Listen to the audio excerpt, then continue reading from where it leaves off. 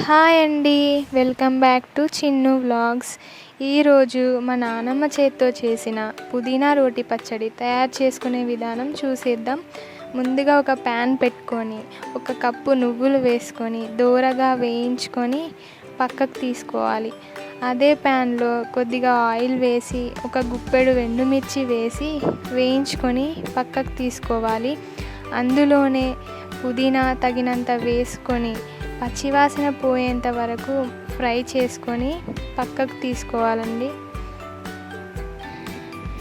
ముందుగా మనం వేయించుకున్న ఎండుమిర్చి, వెల్లుల్లి వేసి కొద్దిగా సాల్ట్ వేసి మెత్తగా నూరుకోవాలి.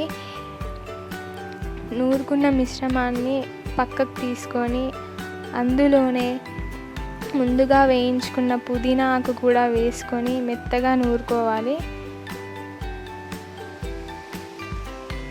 తర్వాత నువ్వులు అలాగే కొద్దిగా చింతపండు కూడా వేసి మెత్తగా నూరుకోవాలి.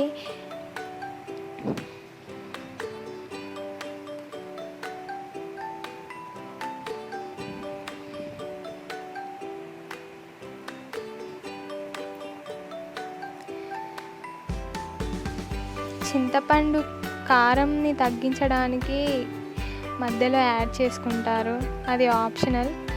టేస్ట్ బాగా రావాలంటే చింతపండు వేసుకోవాలి.